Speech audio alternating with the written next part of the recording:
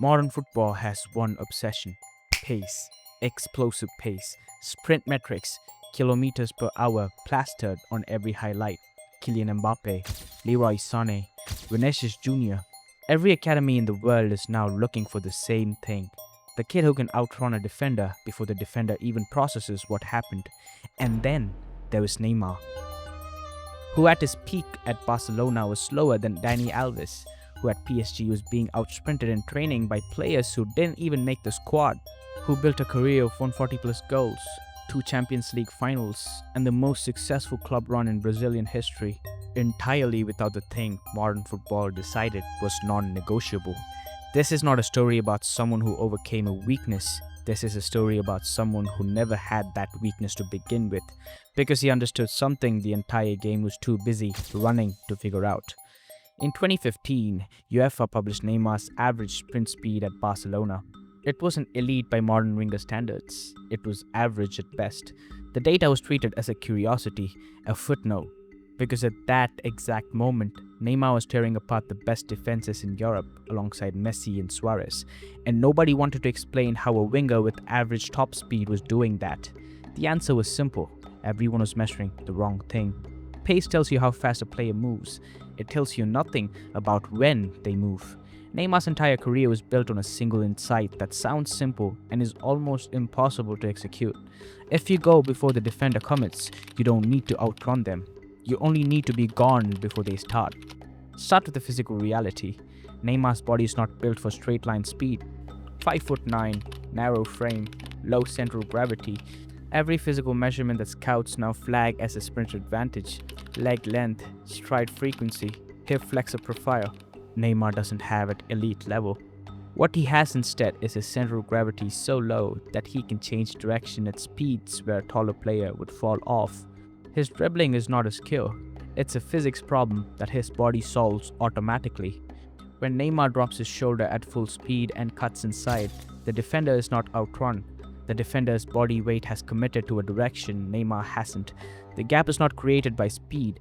It is created by the fact that Neymar's next movement is already happening before the defender's brain has processed his last one.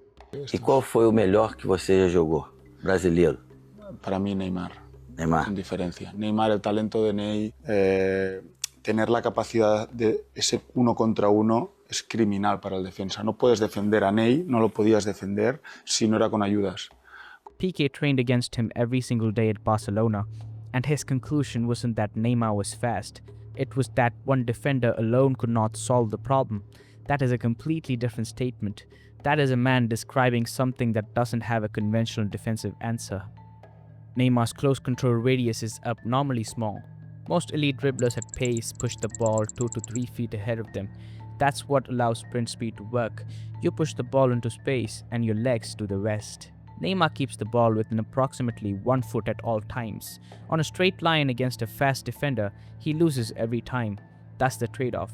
But a 1 foot control radius means the ball is always within reach of his next touch, which means his next move, cut, turn, flick, stop, can happen in essentially zero preparation time.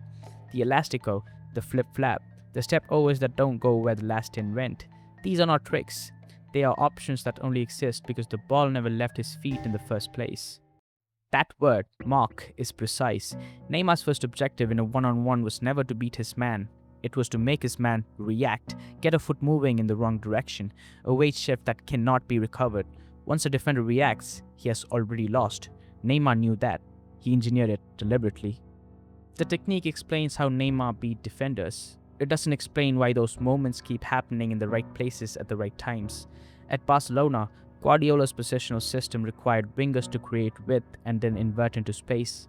Most wingers do this on a fixed pattern: occupy the touchline, wait for the ball, cut inside. Neymar's movement off the ball was almost never tracked by cameras because it didn't produce the highlight, but it produced everything else. Every micro decision a defender makes costs them a fraction of a second. By the time the ball arrived at Neymar's feet, the defender had already been making decisions for 15 seconds.